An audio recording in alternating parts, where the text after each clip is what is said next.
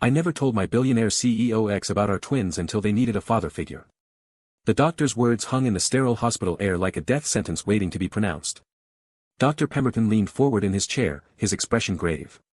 Ms. Ross, I need to ask you something, and I need you to be completely honest with me.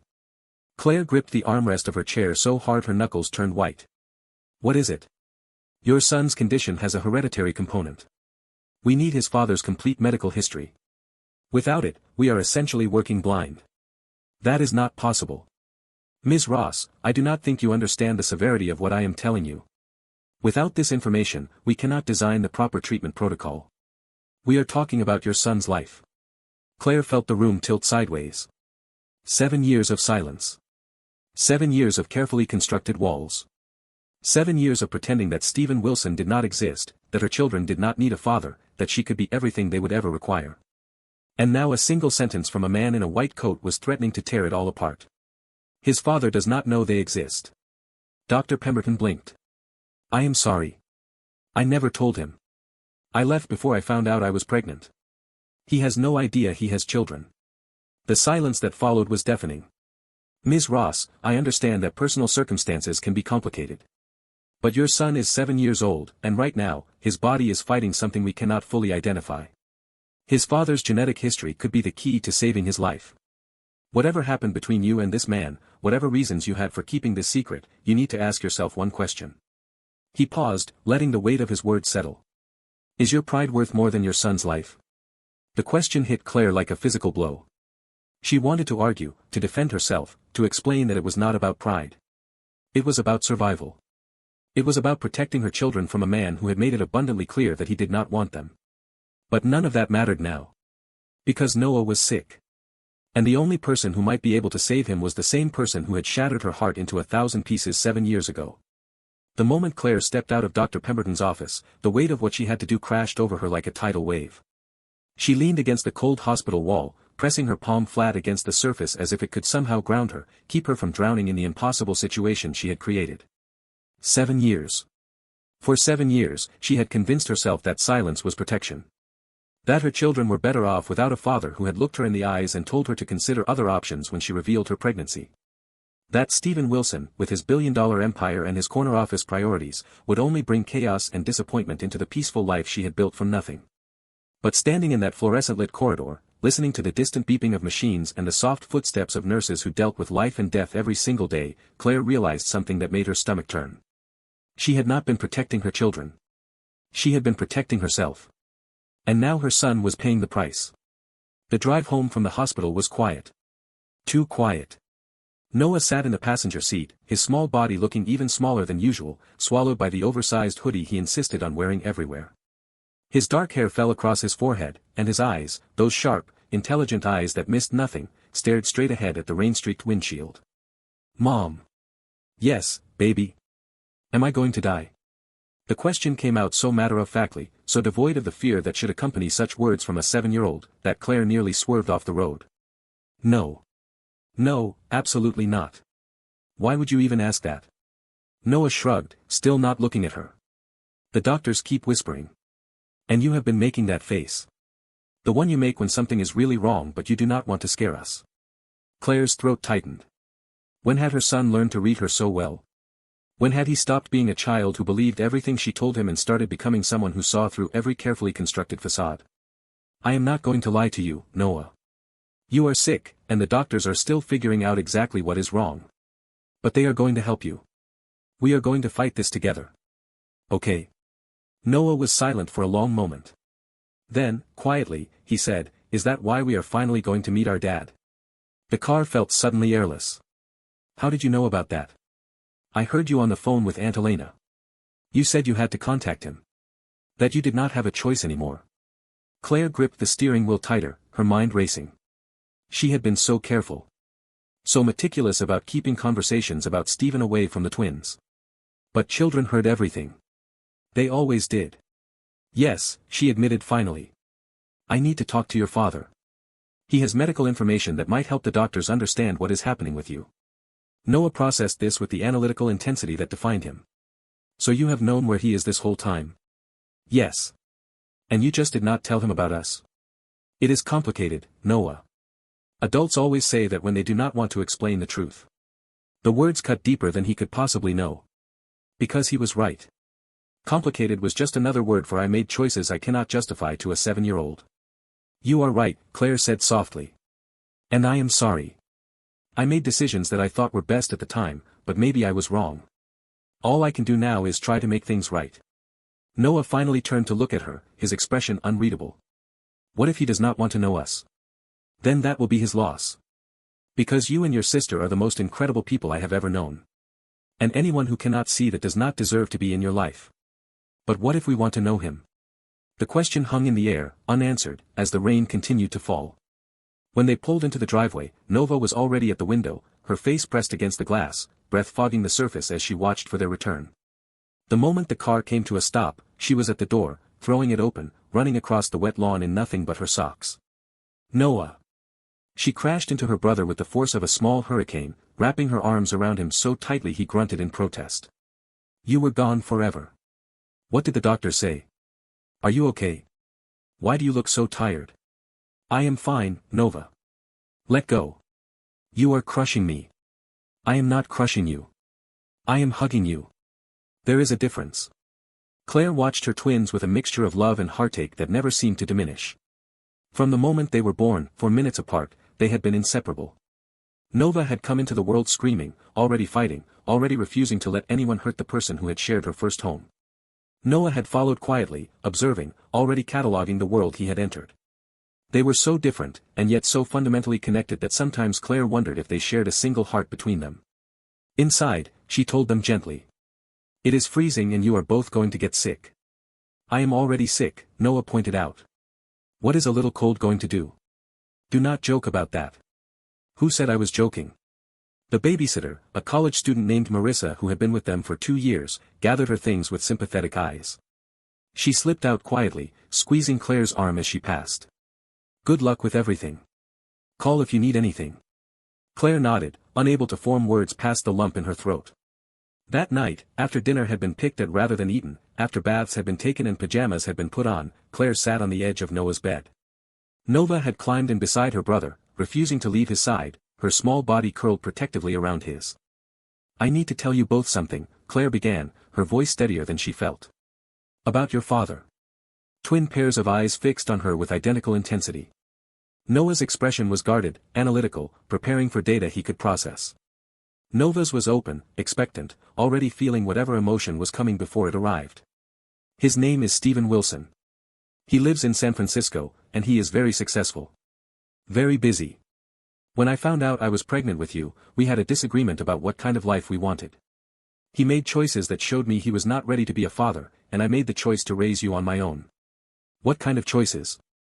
Nova asked immediately. Claire closed her eyes for a moment, remembering. The penthouse apartment that had never felt like home. The cancelled dinners and rescheduled weekends. The devastating moment when she had told him about the pregnancy, joy trembling in her voice, and watched his face close like a door slamming shut. He told me he did not want to be a parent. So I decided not to make him one. The silence that followed was heavy with processing. Does he know we exist? Noah asked. No. Why not? Because I was hurt and scared, and I did not want to give him the chance to reject you the way he rejected the idea of you. I wanted to protect you from that pain. But now you need to tell him, Nova said slowly, putting pieces together. Because of Noah. Because of the medical stuff. Yes. The doctors need information about his family's health history. There might be genetic factors that could help them understand what is happening and how to treat it. Noah stared at the ceiling, his jaw tight. Will he want to know us? After you tell him? I do not know, baby. I genuinely do not know. Nova reached over and took her brother's hand. It does not matter if he wants to know us. We have Mom. And we have each other. That is enough. But even as she said it, Claire could see the longing in her daughter's eyes. The same longing she had seen every Father's Day at school, every time a movie featured a dad who showed up and stayed, every time they passed a father teaching his child to ride a bike in the park. They had always wanted more. And Claire had been too afraid to give it to them. Before I continue with what happened next, I need to pause and speak directly to you. Right now, Claire is standing at a crossroads that many of you might recognize. She built an entire life around protecting herself and her children from someone who hurt her deeply. She convinced herself that silence was strength, that independence meant never needing anyone, that being enough meant being alone. But sometimes the walls we build to protect ourselves become the very prisons that prevent us from living fully. Sometimes the secrets we keep to avoid pain end up causing far more damage than the truth ever could. If this story is resonating with you, if you have ever faced an impossible choice between your pride and someone you love, I need you to hit that like button right now. Subscribe if you have not already, because this journey is just beginning, and trust me, you are going to want to see where it leads. Now, let me take you back 7 years. To the night that changed everything. The penthouse apartment occupied the top floor of one of San Francisco's most exclusive buildings. Floor-to-ceiling windows offered a panoramic view of the city lights, and the furniture was the kind of modern, minimalist design that cost more than most people's annual salaries. Claire had never felt at home there. She stood in the kitchen, her hands trembling as she arranged the dinner she had spent all afternoon preparing. Stephen was supposed to be home 2 hours ago. His assistant had called 3 times with updates, each one pushing the estimated arrival back further. But tonight was different. Tonight, Claire had news that could not wait. The pregnancy test was hidden in her purse, the 2 pink lines burned into her memory like a brand. For 3 days, she had carried this secret, waiting for the perfect moment to share it with the man she loved. The man who had promised her forever, who had swept her off her feet with his intensity and ambition and the way he made her feel like the only person in any room. She heard the front door open just after 9. Stephen walked in, already loosening his tie, his phone pressed to his ear. His dark hair was slightly disheveled, and his jacket was slung over one arm. He held up a finger when he saw her, signaling that he needed another moment. I do not care what the projections say. Make it happen. I want those numbers on my desk by morning. He ended the call and tossed his phone onto the counter, finally focusing on her. Hey. Sorry I am late. The Tokyo deal is falling apart. I have been putting out fires all day. I made dinner, Claire said quietly. It is probably cold by now. Stephen glanced at the table, noticing for the first time the candles, the carefully arranged plates, the effort she had put into the evening. What is the occasion? Claire took a deep breath. I need to tell you something. Can it wait? I have about 40 emails to respond to before midnight, and I am completely exhausted. No. It cannot wait. Something in her voice must have caught his attention, because he stopped moving toward his office and turned to face her fully. What is it? I am pregnant.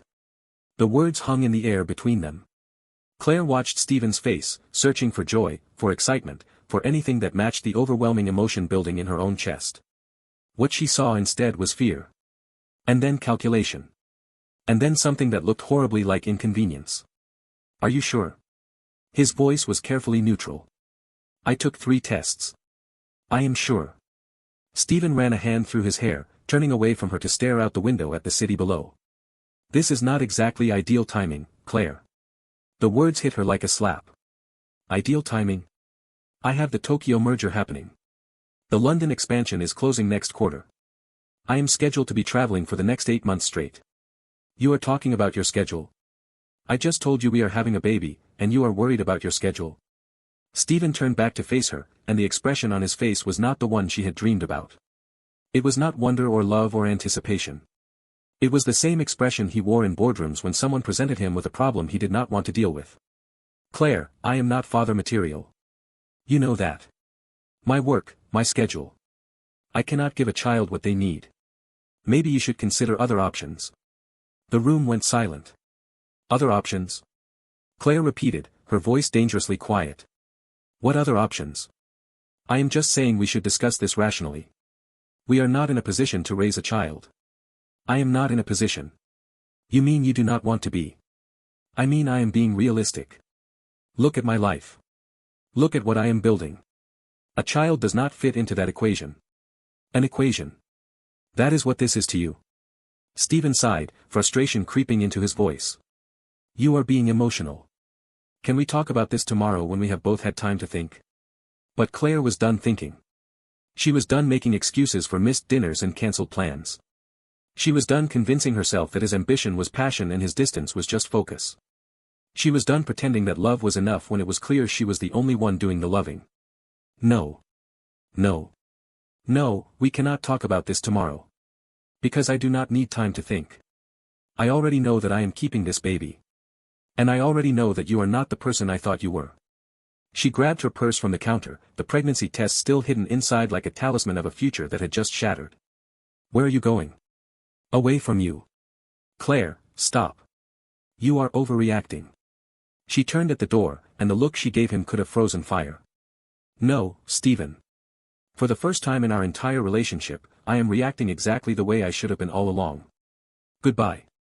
She walked out of the penthouse and did not look back. 2 weeks later, she learned she was carrying twins. A boy and a girl. 2 heartbeats where there had been only one. She built her new life brick by brick, stone by stone. She moved to Seattle, where her best friend Elena had established herself as a successful real estate developer. She started working as an interior designer, first for Elena's properties, then for Elena's clients, then for clients who sought her out specifically. Within 3 years, Ross Interiors was one of the most sought-after design firms in the Pacific Northwest. Within 5, Claire had a staff of 20 and a client list that included celebrities, tech executives, and old money families who valued her discretion as much as her talent. She did all of this with 2 infants, then 2 toddlers, then 2 children who asked questions she was never quite prepared to answer. Where is our daddy? Nova had asked on her 4th birthday, watching other children at the park being hoisted onto shoulders and swung through the air. He is not in our story, baby, Claire had replied. But we are all the story we need. It had seemed like the right answer at the time. A gentle deflection that would satisfy a child's curiosity without burdening her with adult complications. But children grew. And their questions became harder. And now, 7 years after that devastating night in the penthouse, Claire sat in her home office at 2 in the morning, staring at a photograph of Stephen Wilson on her computer screen. He had aged well. The silver at his temples gave him a distinguished air, and the slight lines around his eyes suggested he might have actually smiled at some point in the last decade. Wilson Technologies had grown from a successful company into a global empire, and Stephen had become the face of ethical innovation, philanthropic initiatives, and sustainable business practices. There was even a quote in one interview that made Claire's heart stutter. My biggest regret is letting the most important person in my life walk away because I was too afraid of becoming my father. She did not know what to do with that sentence. Did not know if it was genuine reflection or carefully crafted PR. Did not know if it was about her or some other woman who had discovered what she had discovered, that Stephen Wilson's ambition left no room for anything real. But it did not matter now. What mattered was Noah. What mattered was getting the information the doctors needed. What mattered was survival. She opened her email and began to type. Stephen. We need to meet. It is urgent, and it concerns a medical situation that requires your family history. I am in San Francisco until Friday. Claire Ross. She stared at the message for 10 minutes before hitting send. And then she stared at her inbox for another hour, wondering if he would even respond, if his assistant would filter her out as irrelevant correspondence, if 7 years of silence had made her a ghost he did not even remember. The response came at 3:47 in the morning. Claire. I will clear my schedule. Name the time and place. Stephen. She did not sleep that night. Elena arrived the next morning with coffee and concern, finding Claire still at the kitchen table, dark circles under her eyes and an expression that suggested she was preparing for war. You look terrible. Thank you.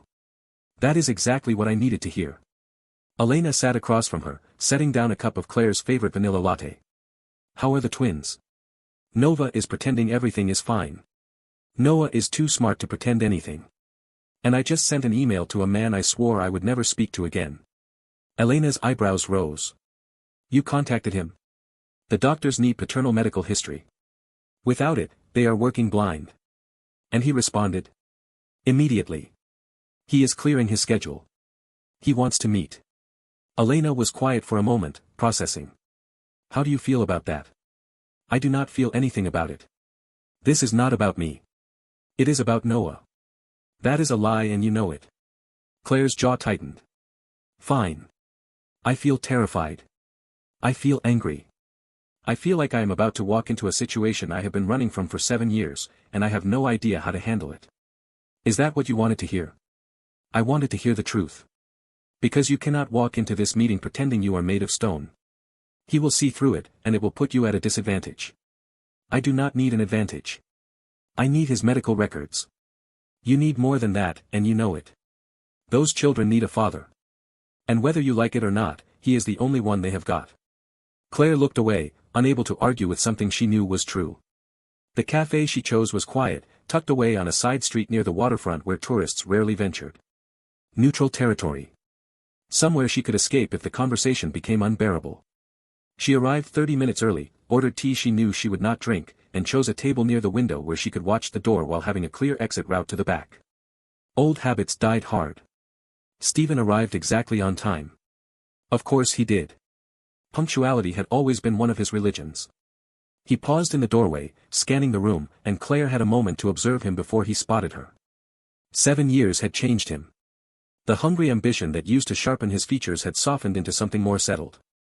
He carried himself with the confidence of someone who had achieved everything he had set out to achieve and discovered it was not enough. When their eyes met, something flickered across his face. Something that looked almost like pain. He crossed the cafe and stopped at her table, hesitating for just a moment before sitting down. Claire. Stephen. You look.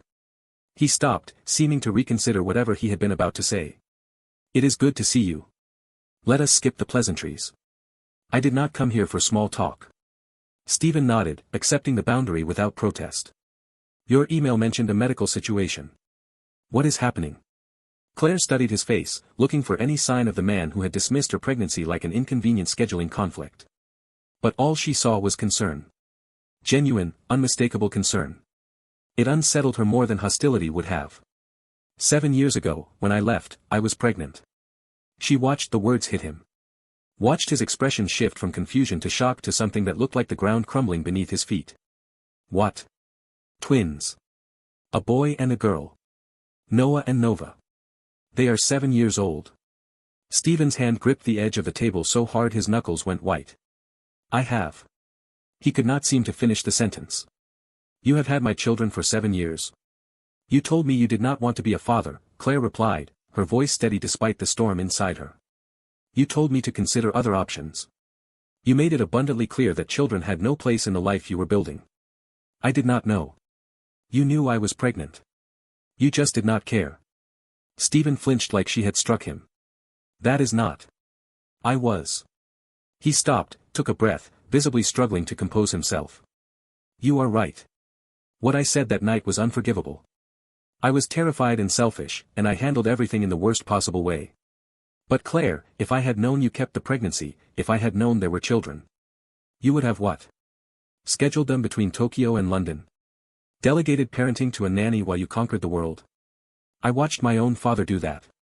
I refused to let you do it to them.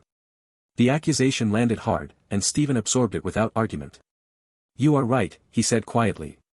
The man I was 7 years ago, he would have done exactly that. He would have written checks and hired help and convinced himself that providing financially was the same as being present. But Claire. He leaned forward, something desperate in his eyes. I am not that man anymore. Pretty words. I know. I know words mean nothing. I know I have no right to ask for anything. But please, tell me why you are here. Why now, after all this time? The question brought her back to the reason for this meeting. The only reason that mattered. Noah is sick. Stephen went pale. Sick how? The doctors are not sure yet. They think there might be a hereditary component, something genetic that could explain his symptoms. They need your family's medical history. Your parents, grandparents, any conditions that run in your bloodline. I will get you everything. Whatever you need. He was already reaching for his phone. I will have my personal physician compile full records. There is something else. What? He wants to meet you. Both of them do. Stephen's hand froze mid-motion. His eyes met hers, and for the first time since she had known him, she saw him completely unguarded. They know about me.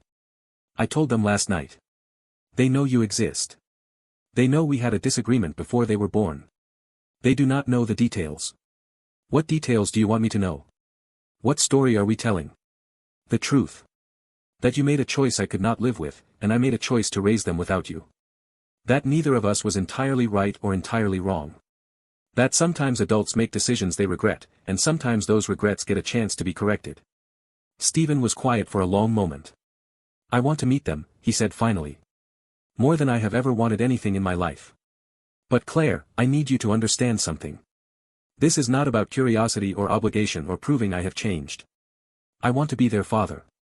I want to be in their lives permanently. If you give me this chance, I will not waste it. You might feel that way now. In this moment, with shock making everything feel urgent. But fatherhood is not a business deal. You cannot negotiate terms and walk away when it gets difficult. These are children who have spent 7 years without you.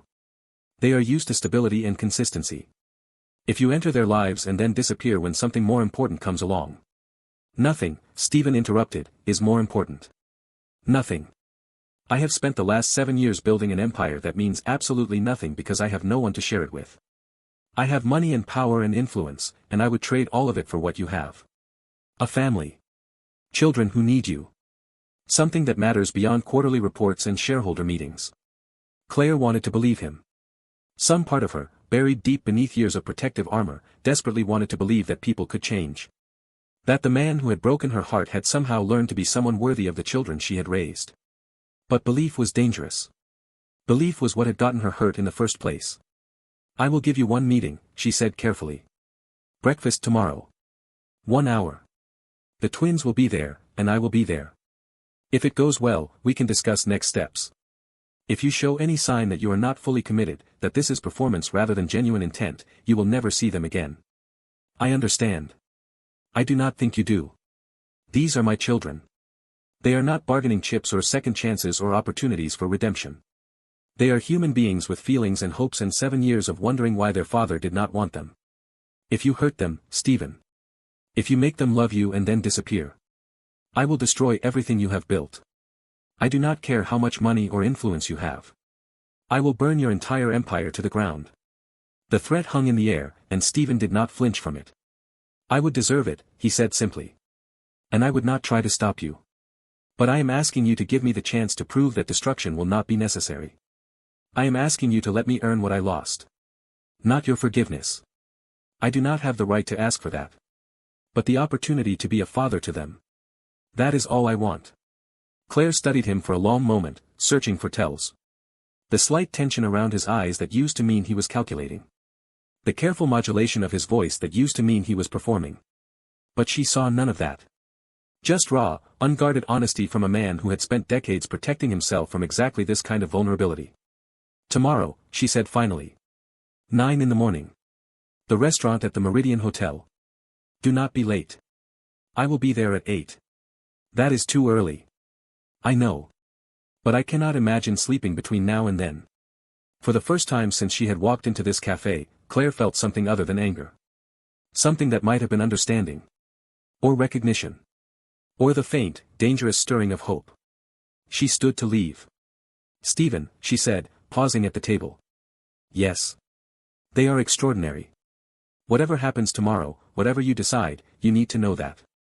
They are the most incredible human beings I have ever known. I raised them alone, and I did a damn good job. So whatever version of fatherhood you think you are going to provide, it better be worthy of the people they already are. I have no doubt, Stephen replied, that they are extraordinary. How could they not be? You are their mother. Claire left without responding, because she did not trust her voice. Did not trust the emotion threatening to break through 7 years of carefully constructed walls. That night, back at the hotel, she sat on the edge of Noah's bed and tried to prepare them for what was coming. He wants to meet you. Both of you. Tomorrow morning at breakfast. Nova's eyes went wide with excitement. Really? We get to meet our dad. What should I wear? Should I do something special with my hair? It is just breakfast, baby. Just be yourself. But I want him to like me. The simple honesty of it broke Claire's heart. He will love you, she said, pulling Nova into her arms. How could he not? Noah remained quiet, his expression guarded. What if he is just doing this because he feels guilty? What if he meets us and decides we are too much trouble? Then that is information we need to have, Claire replied honestly. It is better to know the truth than to wonder forever. But what if the truth hurts? The truth always hurts a little, baby. But lies hurt more. They just take longer to do it. Noah considered this, then nodded slowly. Okay. I will give him a chance. But Mom? Yes. If he is mean to Nova, I am telling him to leave. I do not care if he is our father. No one is mean to my sister. Claire smiled despite the weight on her chest. That seems fair. She lay awake for hours after the twins fell asleep, running through scenarios in her mind. Imagining all the ways tomorrow could go wrong. Preparing herself for disappointment, for rejection, for the confirmation that Stephen Wilson was exactly the man she had always believed him to be. But some small part of her, some stubborn, foolish part that had survived 7 years of carefully constructed cynicism, whispered a different possibility. What if he had changed? What if people could become better versions of themselves? What if the story she had been telling herself for 7 years was not the only story there was? She did not sleep that night. The morning arrived gray and overcast, the kind of Seattle weather that matched the uncertainty churning in Claire's stomach. She dressed carefully, choosing an outfit that projected confidence without trying too hard. The twins were more challenging. Nova changed 4 times before settling on a purple dress with small flowers embroidered along the hem. She insisted on having her hair braided, then unbraided, then put up in a ponytail, then left down. "How do I look?" she asked for the 15th time. "Beautiful," Claire assured her. "Just like you looked the first 14 times." Noah, by contrast, had dressed in silence. A simple button-down shirt and khakis, nothing flashy, nothing attention-seeking. But Claire noticed he had chosen the shirt she had bought him for his school photos. The one he said made him look serious. "You do not have to impress him," she said gently. "I know." Noah smoothed his shirt with careful precision. "But I want him to take me seriously. I am not some little kid who does not understand what is happening." "I know you are not. He left us. Or he made you leave. Or whatever happened, he was not here. And now he wants to show up and be our dad. That does not just happen because he decides it does. He has to earn it." Claire knelt down to look her son in the eyes. "You are absolutely right. He does have to earn it. And you do not have to forgive him or accept him or even like him until he proves he deserves those things. This is just a meeting. A chance to see who he is. Whatever happens after that is your choice. Yours and Nova's." Noah held her gaze for a long moment, then nodded. "Okay. I can do this." "I know you can. You can do anything." The hotel restaurant was elegant without being ostentatious, the kind of place that catered to business breakfasts and family celebrations with equal ease. Stephen was already there when they arrived. He stood near a table by the window, dressed down in a simple navy sweater and khakis, looking younger and more vulnerable than Claire had ever seen him. When he spotted them, his entire face transformed. Claire watched him take in the sight of his children for the first time. Watched his eyes move between them, searching for himself in their features. She knew what he was finding. Noah had his eyes, that same sharp intelligence that missed nothing. Nova had his jawline, the same stubborn set that suggested she would not back down from anything. They were unmistakably his. And he was unmistakably overwhelmed. "Hi," Nova said, because Nova was never one to let silence linger. "I am the older one. By 4 minutes." Noah likes to pretend that does not matter, but it does. The tension shattered. Stephen laughed, a genuine, surprised sound that transformed his face from guarded executive to something almost boyish. 4 minutes is definitely significant, he agreed. "I will remember that." They sat down, ordered food, and began the awkward dance of strangers trying to become family. Stephen asked about their school, their hobbies, their friends. Nova did most of the talking, filling the space with stories about her dance classes and her collection of fantasy books and her best friend Marcus who could do a backflip but only on trampolines. Noah was quieter, watching, assessing. But halfway through the meal, Stephen mentioned that he had studied engineering before switching to business, and suddenly Noah came alive. "You studied engineering?" "Structural engineering," Stephen confirmed. "Before I realized I was better at building companies than buildings. But I still find it fascinating. The physics of how things stay standing. The mathematics of load-bearing walls and foundation stress distribution. Do you know about cantilevers?" Noah asked, leaning forward with an intensity Claire recognized. "We learned about them at engineering camp last summer. They are architectural elements that project horizontally into space supported only on one end." Stephen's eyebrows rose. "That is exactly right. Most famous example is probably Fallingwater, the Frank Lloyd Wright House. The whole structure seems to float over a waterfall because of cantilever technology. I have a book about Frank Lloyd Wright," Noah said eagerly. "He is my favorite architect. Did you know he designed over 1,000 structures but only about half of them got built?" "I did know that. He was brilliant but difficult to work with. A lot of clients could not handle his vision." "That happens to me too," Noah said matter-of-factly. "People at school say my ideas are too complicated. But complicated does not mean wrong." "No," Stephen agreed, his voice suddenly thick with emotion. "Complicated does not mean wrong at all. Claire watched this exchange with a mixture of wonder and wariness. She had never seen Noah open up to a stranger like this. Her son, who kept everyone at arm's length, who analyzed every interaction before committing to it, was actually excited. Actually engaged. It was terrifying. And beautiful. And exactly what she had always been afraid to give him. After breakfast, they walked through the hotel lobby toward the car. The twins were arguing about something inconsequential. Dragons versus dinosaurs, an eternal debate with no resolution. Stephen fell into step beside Claire, maintaining careful distance. "They are incredible," he said quietly. "I know. You did an amazing job raising them. Alone. With no help from me. I did not have a choice. I did what had to be done." He was quiet for a moment. "I know saying sorry does not cover the last 7 years. I know I cannot make up for what I missed. But Claire, I need you to know that I am serious about this. I am going to be here for them.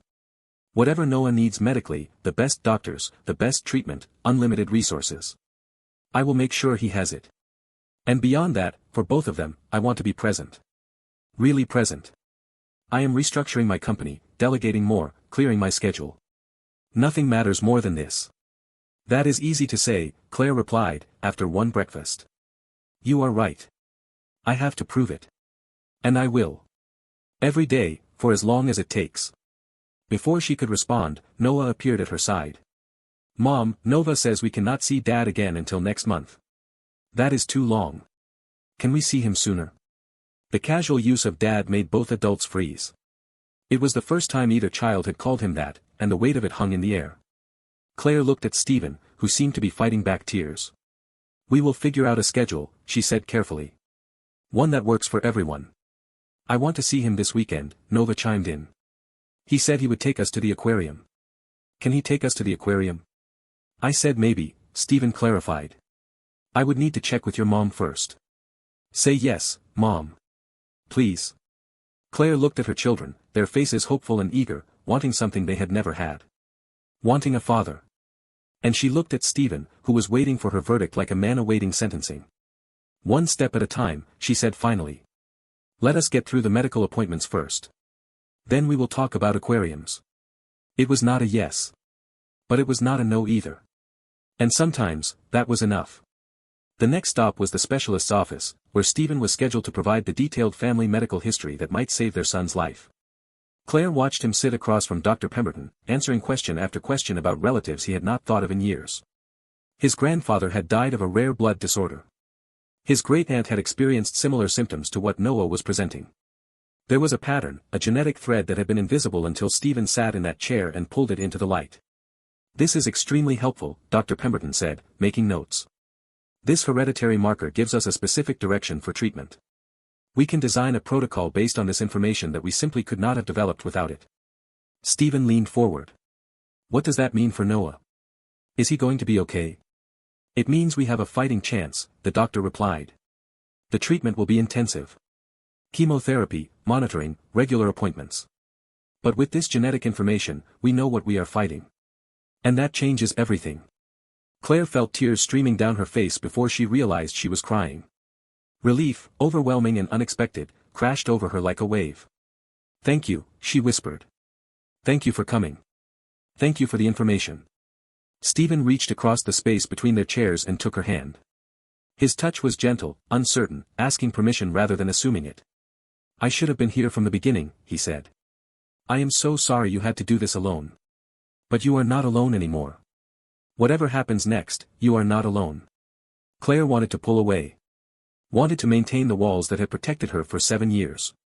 But she was so tired. So exhausted from carrying everything by herself. For just a moment, she let herself lean into the offered support. And for just a moment, it felt like coming home. This is just the beginning of their story. The treatment lies ahead, with all its challenges and setbacks. Stephen will face tests of his commitment that he never anticipated. Old enemies will emerge from shadows he thought he had escaped. And Claire will have to decide whether to keep her heart protected or take the greatest risk of her life. Before I continue with what happens next, I need you to do something. If this story has moved you so far, if you are invested in Noah's recovery and Nova's joy and the complicated dance between two parents trying to find their way back to each other, hit that like button right now. Share this video with someone who needs to believe that second chances are possible. Subscribe and turn on notifications because you are not going to want to miss what happens next. The next part of this journey will test everything. Trust me. You need to see it through to the end. The weeks that followed that first breakfast became a carefully choreographed routine of video calls, weekend visits, and the slow, painstaking work of building trust from nothing. Every night at 7:30, Stephen would call. Not his assistant. Not a scheduled reminder. Stephen himself, sitting in his San Francisco office or his penthouse apartment or sometimes the back of a car between meetings, making time that he had never made before. The first call was awkward. Everyone trying too hard, filling silences with questions that did not quite land. How was school today? Fine. What did you learn? Stuff. But by the third call, something shifted. Noah started showing Stephen his architecture drawings through the camera, explaining load-bearing walls and foundation designs with the enthusiasm of someone who had finally found a person who spoke his language. Nova sang songs she had learned at school, performed dramatic readings from her fantasy novels, and provided detailed updates on the complex social dynamics of first grade. And Stephen listened. Really listened. Not the distracted half-attention Claire remembered from their relationship, where his eyes would drift to his phone or his mind would clearly be calculating some business problem. This was full presence. Complete engagement. It unsettled her. Elena noticed the change during one of their weekly coffee meetings at the office. You are staring at your phone, Elena observed. Waiting for something? Claire set the phone face down on the table. No. Just checking the time. The time. Right. The same time you have been checking every 3 minutes since Stephen started calling regularly. I am monitoring the situation. Making sure he is following through on his commitments. And is he? Claire hesitated. So far. Elena leaned back in her chair, studying her friend with the perceptive gaze that had made her such an effective business partner. How does that make you feel? Suspicious. Naturally. What else? Confused. I spent 7 years convincing myself that he was incapable of showing up for anyone except himself. And now he is showing up. Every single time. Without fail. Without excuses. People change, Claire. Do they? Or do they just get better at pretending? Elena was quiet for a moment. Then she said, do you remember when we first met? When you showed up in Seattle with 2 babies and $20 to your name? I try not to think about those days. You were terrified. Overwhelmed. Completely convinced you were going to fail. But you did not fail. You built something extraordinary. You became someone you never imagined you could be. What is your point? My point is that if you can transform that completely in 7 years, why is it impossible that he did too? Because I had motivation. I had 2 children depending on me. I had no choice but to change. And you do not think watching the woman he loved walk out on him, knowing he drove her away, knowing he missed his children's entire lives because of his own selfishness. You do not think that could be motivation? Claire did not have an answer for that. The first weekend visit happened 2 weeks after the diagnosis. Stephen flew to Seattle on a Friday afternoon and checked into a hotel 3 blocks from Claire's apartment. He arrived at their door at 9 the next morning with 2 carefully selected gifts. Before you say anything, he said quickly, I know we agreed no excessive presents. These are not about buying affection. They are about paying attention. He handed Noah a book about famous architects throughout history, with detailed illustrations and explanations of their most innovative designs. For Nova, he had found a sketchbook with purple dragons embossed on the cover, the pages thick and creamy, perfect for the elaborate drawings she loved to create. How did you know I like purple dragons? Nova asked, her eyes wide. You mentioned them during our second video call. You said you were building a purple dragon kingdom in your imagination, and you needed somewhere to draw the maps. Nova clutched the sketchbook to her chest like it was treasure. You remembered that? I remember everything you tell me. It was such a simple statement. Such a basic act of attention. But Claire saw the effect it had on her daughter, saw the way Nova looked at her father with something that had not been there before. Trust. The day was planned around the twins' interests. The Science Museum first, where Noah dragged Stephen through exhibit after exhibit, explaining concepts with the rapid-fire enthusiasm of someone who finally had a worthy audience. See, the suspension bridge works because the cables transfer the load to the towers, which transfer it to the ground. It is about distributing weight across multiple points instead of concentrating it in one place. Stephen nodded seriously. Like diversifying investments. You do not put all your resources in one place because if that fails, everything fails. Noah's face lit up. Exactly. Except with buildings, if you fail, people die. So the stakes are higher. Much higher, Stephen agreed. Which is why structural engineers are some of the most important people in the world. They keep us safe without us even knowing it. I want to be one, Noah said. A structural engineer. Or an architect. Or maybe both. You can be both. In fact, the best architects understand engineering deeply. They do not just design beautiful buildings. They design buildings that will stand for centuries. Claire watched this exchange from a few steps back, her throat tight with an emotion she did not want to name. This was what Noah had been missing. Not just a father, but someone who understood how his mind worked. Someone who could meet him at his level and engage with the things that mattered to him. She had tried. For 7 years, she had tried to be everything for both her children. But there were parts of Noah she could not reach, interests she could not fully share, perspectives she could not provide. Stephen could. And that was both beautiful and terrifying. After the Science Museum, they went to the Butterfly Pavilion at Nova's insistence. The contrast could not have been starker. Noah's world of precision and calculation giving way to Nova's world of beauty and magic. The pavilion was a climate-controlled wonderland, hundreds of butterflies floating through the humid air like living confetti. Nova stood in the center of the main pathway, her arms outstretched, her eyes closed. What is she doing? Stephen whispered to Claire. Waiting. Watch. For a long moment, nothing happened. Then a monarch butterfly landed on Nova's outstretched hand. Then another on her shoulder. Within seconds, she had 5 butterflies resting on her like she was a flower they had been seeking their entire lives. Stephen's breath caught. How does she do that? She says you have to be very still and think beautiful thoughts. I have never been able to replicate it. That is incredible. That is Nova. She has a gift for attracting beautiful things. Always has. Stephen turned to look at Claire, his expression soft in a way she had not seen in years. She gets that from you. Before Claire could respond, Noah appeared beside them. I want to try. He positioned himself next to his sister, standing perfectly still, his face set in concentration. A small blue butterfly landed on his nose. I got one, he yelped, and immediately regretted the sound as the butterfly flew away. Disappointed, he looked at his sister. How do you do it? I told you. Beautiful thoughts. I was thinking about cantilevers. Those are beautiful. To you, maybe. But butterflies do not care about cantilevers. They care about flowers and sunshine and happiness. I can think about happiness. When have you ever been happy? Right now, Noah admitted quietly. Right now I am happy. The words hung in the air like something precious. Claire saw Stephen's eyes fill with tears he did not bother to hide. After the butterfly pavilion, they stopped for ice cream despite the cool weather. The twins debated flavors with the intensity of world leaders negotiating treaties, finally settling on mint chip for Noah and strawberry for Nova. They sat at a small table outside, the twins chattering about everything and nothing while Claire and Stephen made careful small talk around the edges. Can I ask you something? Stephen said during a lull in conversation. Not about them. About you. Depends on the question. Are you happy? Beyond being a mother, beyond your success, beyond everything you have built. Are you happy?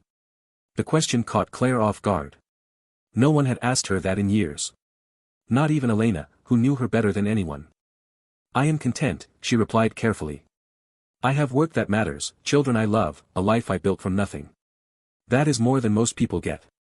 Content is not happy. Maybe not. But it is stable. And after 7 years of fighting for stability, I will take it over chasing happiness. Stephen absorbed this with visible sadness. I did that to you. Made you choose survival over joy. You were part of it.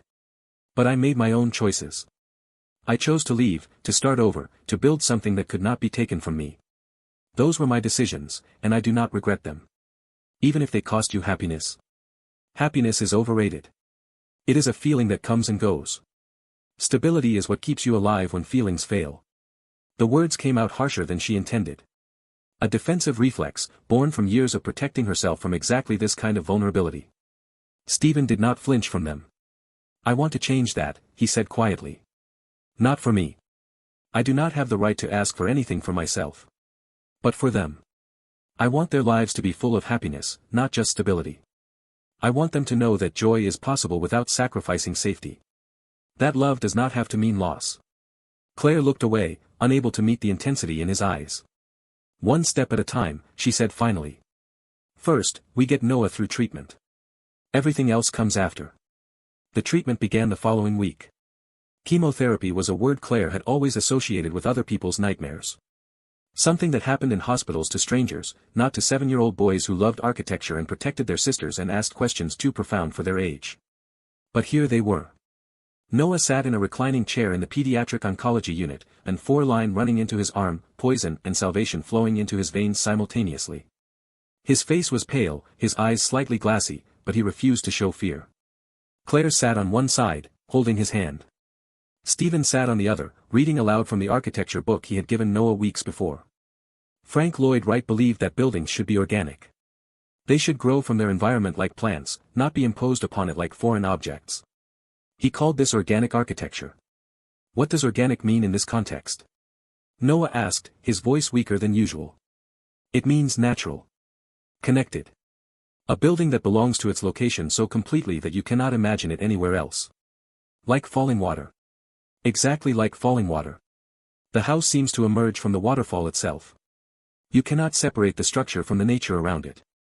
Noah was quiet for a moment, processing. Am I like that? Organic to my environment? Stephen set down the book and looked at his son. What do you mean? I mean, I never knew you. I grew up without a father. But now you are here, and it feels like. He struggled for words. It feels like you were supposed to be here all along. Like the structure was missing a piece and now it is complete. Claire felt tears streaming down her face. Yes, Stephen said, his voice thick. You are organic. You belong exactly where you are. And I am the piece that was missing. But the incredible thing about you is that you grew strong anyway. The building stood even without that piece. You and your sister and your mother, you are the strongest structure I have ever seen. But now you are here. Now I am here. And I am not going anywhere. The building is complete. Noah smiled, the first real smile Claire had seen from him since the treatment started. I am glad you are here, Dad. Me too, buddy. Me too. The weeks turned into a month. The month stretched into 2. And through it all, Stephen kept his word. He flew to Seattle every weekend. He called every night. He sat through treatment sessions and doctor appointments and difficult conversations about side effects and prognosis.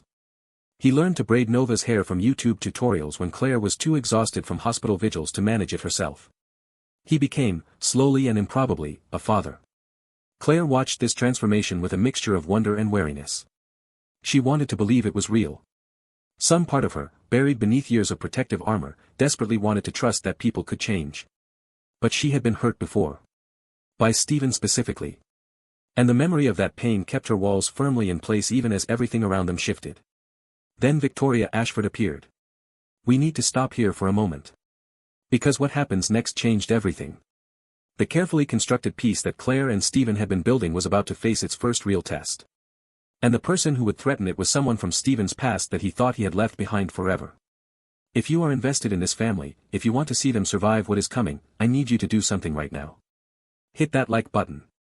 Drop a comment telling me what you think is going to happen. And subscribe if you have not already, because trust me, you are going to want to see how they fight their way through this. Now, let me tell you about Victoria. She appeared at a charity gala in Seattle, the kind of event Stephen attended regularly as part of his philanthropic image. Claire was not there. She was at home with Noah, who was recovering from a particularly difficult round of treatment. Stephen was representing Wilson Technologies at the annual Children's Healthcare Initiative fundraiser. Victoria Ashford was old money Seattle. Her family had been donating to causes and attending galas since before Stephen's company existed. She was beautiful in the way wealthy women often were, polished and perfect and slightly artificial. She was also Stephen's ex-girlfriend from 5 years ago. A relationship that had ended badly when he refused to prioritize her over his work. Stephen. Her voice cut through the crowd noise like a blade. I heard you were in town frequently these days. Imagine my surprise when I discovered why. Victoria. He kept his tone neutral, professional. How are you? Curious, mostly.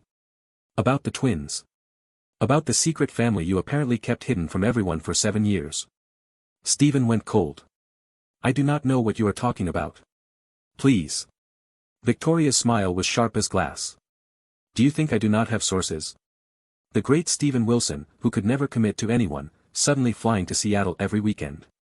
Suddenly attending pediatric oncology appointments.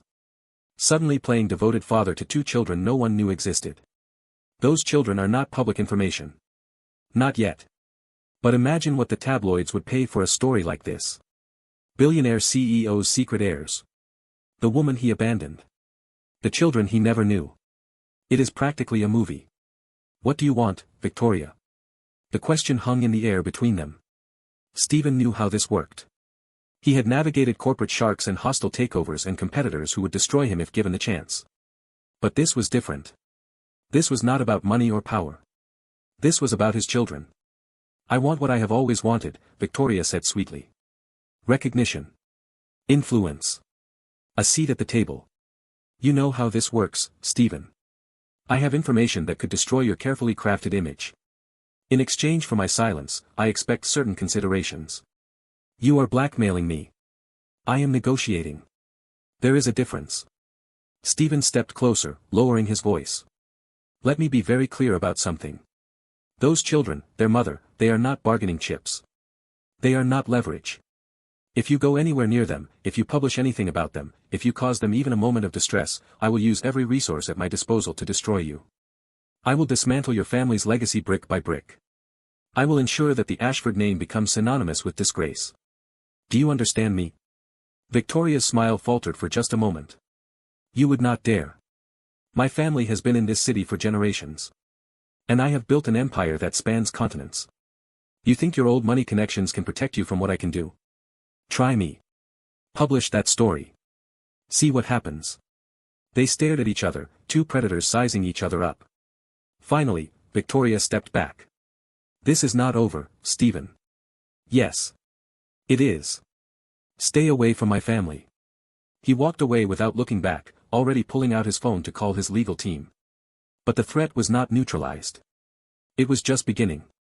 Stephen told Claire about Victoria that same night, sitting in her living room while the twins slept upstairs. He told her everything. The relationship, the ugly ending, the threat at the gala. He did not minimize or deflect or try to spin the situation in his favor. He just told the truth. Claire listened in silence, her expression unreadable. When he finished, she said, "This is exactly what I was afraid of. I know. Your past is threatening our children. The life you led before, the people you knew, they are coming for them. Victoria is handled. My legal team is already preparing." Is she? Because it sounds like she is angry and vengeful and has nothing to lose. Those are the most dangerous people. I will protect this family, Claire. With everything I have. You keep saying that. But how can you protect them from something that exists because of who you are? The question cut deep because it was fair. Stephen had built his life in a world of power and manipulation. The people he had associated with, the enemies he had made, the relationships he had damaged. All of it was baggage that he had brought into his children's lives simply by becoming part of them. I do not know, he admitted. I do not have all the answers. But I know that hiding is not the solution. If Victoria goes public, we face it together. We control the narrative.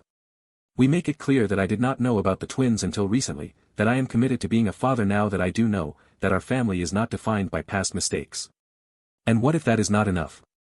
Then we deal with whatever comes. Together. Claire studied him for a long moment. You keep saying that word. Together. Like it is simple. Like 7 years of doing everything alone just disappears because you decided to show up. It does not disappear. I know that. I am not asking you to forget what happened or pretend the last 7 years did not exist.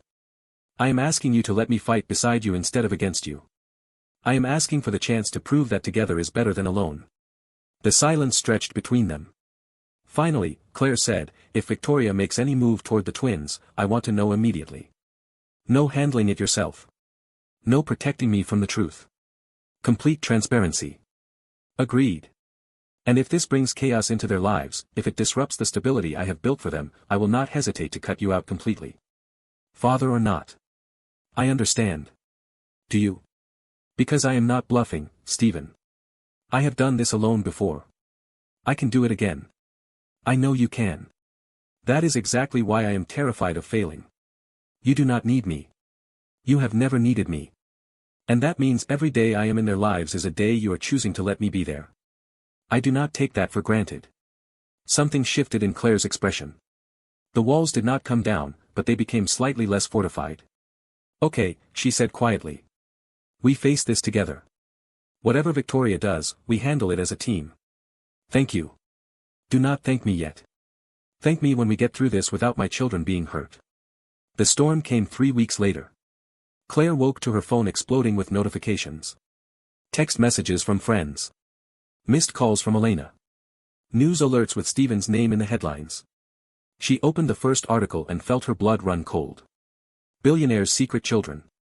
The headline screamed across every entertainment and business news site. Beneath it, photographs of Noah and Nova. Their names. Their school. Details about their medical situation that no one should have known. Victoria had not just leaked the story. She had detonated a bomb. Within hours, there were photographers outside Claire's apartment. Reporters at the twins' school. Social media speculation about the mysterious woman who had hidden Stephen Wilson's children for 7 years. The twins were confused and frightened. Why are our pictures on TV? Nova asked, her voice small. Why are people outside taking photos? Claire pulled both children into her arms. Some people found out about your dad, and they think it is an interesting story. But we are going to be okay.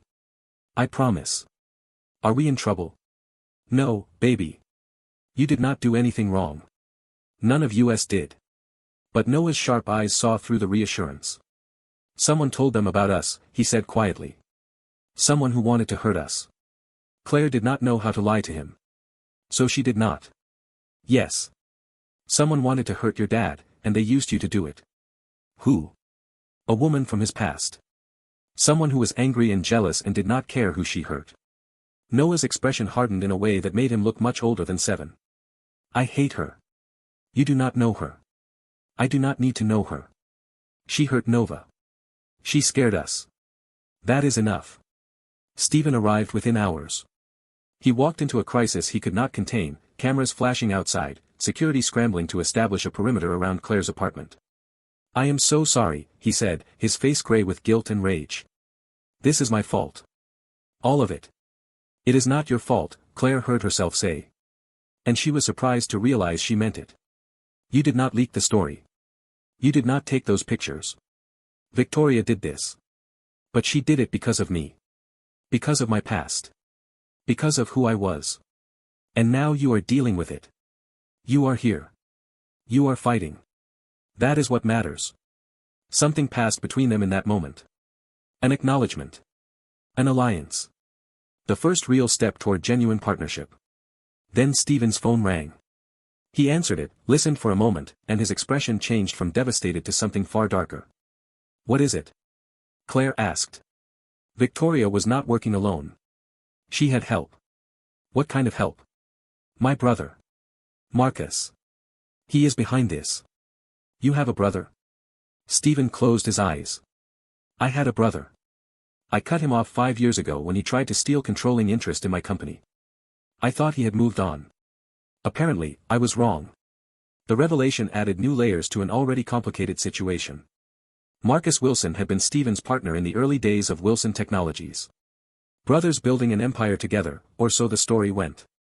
But beneath the surface, there had been jealousy and resentment and a fundamental difference in values. Stephen wanted to build something meaningful. Marcus wanted to build something profitable. When their father died and left controlling interest to Stephen based on his vision for ethical business practices, Marcus had tried to stage a hostile takeover.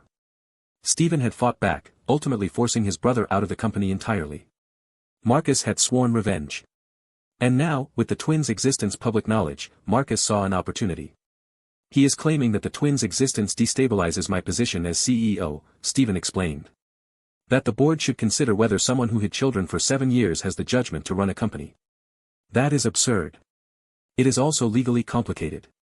Shareholder confidence matters. Public perception matters. If Marcus can convince enough people that I am unstable or dishonest. You did not hide them. You did not know they existed. That is our defense. But Marcus is spinning it differently. He is suggesting that I abandoned you when you were pregnant, that I have known about the twins all along and only acknowledged them when it became impossible to hide. That is a lie. I know. But lies spread faster than truth. The next few weeks were a nightmare. Legal battles on multiple fronts. Custody threats from Marcus's lawyers claiming Stephen was an unfit parent who had abandoned his responsibilities for years. Media speculation that turned Claire into everything from a gold digger to a scorned woman to a brave single mother depending on which outlet was telling the story. And through it all, Noah's condition worsened.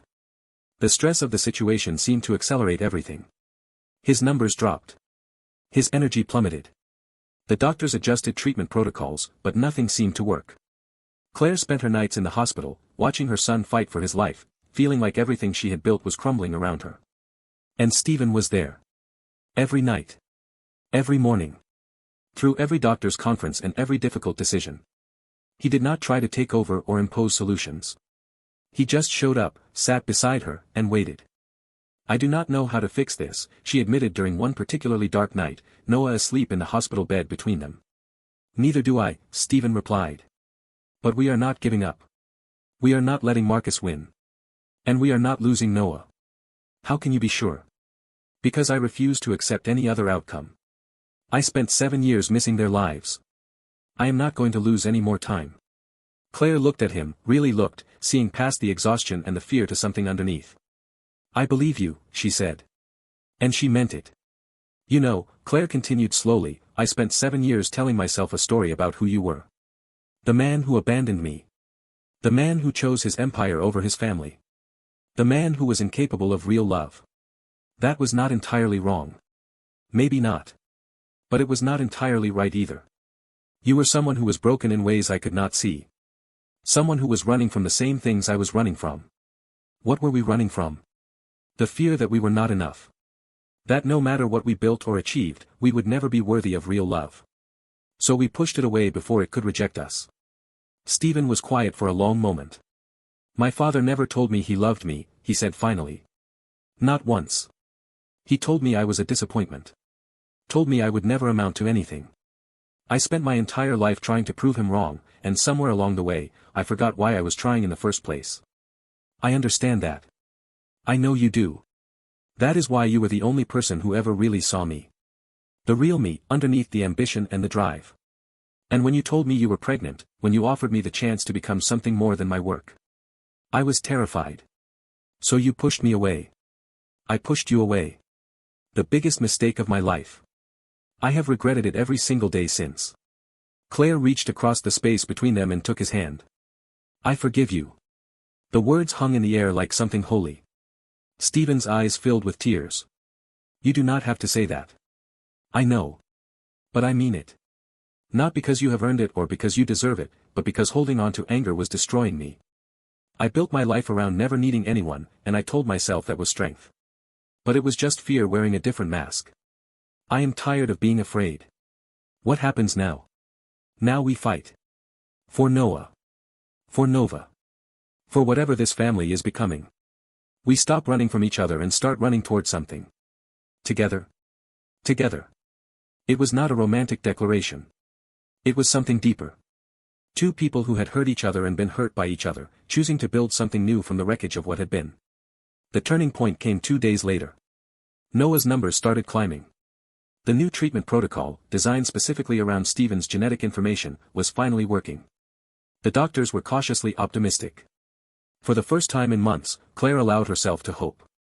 Meanwhile, Stephen's legal team had been building a case against Marcus and Victoria. Documentation proving that Marcus had paid Victoria for the leak. Evidence that the custody threats were based on fabricated claims.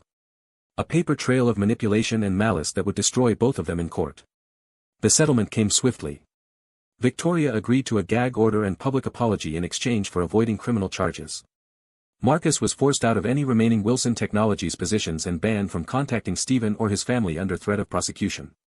The storm passed. And what remained was something stronger than what had existed before. 1 year later, they stood together at the grand opening of the Wilson Ross Children's Healthcare Initiative. A joint venture between Stephen's resources and Claire's design expertise, creating beautiful, healing spaces for children undergoing treatment. Noah, now 8 and healthy and thriving, helped cut the ribbon. Nova stood beside him, announcing to anyone who would listen that she had helped design the butterfly garden in the courtyard. The press was there, but this time the story was different. Not scandal, but redemption. Not secrets, but transparency. A family that had survived everything thrown at it and emerged stronger. After the ceremony, Stephen found Claire standing alone in the courtyard, watching the butterflies dance around the flowers. "You did an incredible job," he said. "This place is going to help so many children. We did an incredible job. I could not have done it without you." He moved closer, close enough that she could feel the warmth of him beside her. "Claire, I need to tell you something." "What?" "I love you. I have loved you since the day we met, and I have loved you every day since, even when I was too broken to show it. I am not asking for anything. I am not expecting you to say it back. I just needed you to know." Claire turned to look at him. "I know," she said. "I have known for a while. And I love you too. Again. Still. Both, probably. I have not figured out which." Stephen's face broke into a smile that made him look 20 years younger. "I will take both." He kissed her there in the butterfly garden, surrounded by children and cameras and a future that neither of them had dared to imagine. From across the courtyard, Noah's voice rang out. "Finally. Nova, you owe me $10. I said by summer," Nova protested. "It is not officially summer yet." "Close enough." Their children's voices. Their laughter. Their proof that everything they had survived had been worth it. Claire pulled back from the kiss and looked at Stephen. "What happens now? Now we live. Really live. Not just survive. Not just get through each day. We build something beautiful and let ourselves enjoy it." "That sounds terrifying." "The best things usually are." She laughed, and it felt like the first real laugh in years. "Okay," she said. "Let us be terrified together." And that is exactly what they did. Some stories end with fairy tale perfection. Grand gestures and perfect resolutions and the implication that nothing difficult will ever happen again. This is not that kind of story. This is a story about real people making real choices. About two parents who failed each other and found their way back. About children who grew up wondering why their father did not want them and discovered that the truth was more complicated than they could have imagined. Claire learned that strength was not the same as isolation. That letting someone in did not mean losing herself. That the walls she had built to protect her heart had also been keeping out the very thing she needed most. Stephen learned that success without love was just expensive loneliness. That showing up mattered more than providing. That the children he had missed for 7 years could still become the most important part of his future. And Noah and Nova learned that families come in all shapes and sizes. That mistakes do not have to be permanent. That sometimes the people who hurt us can also be the people who help us heal. This family was built from wreckage and hope and the stubborn refusal to give up on each other. They still fight sometimes. They still struggle with trust and communication and the ghosts of their past.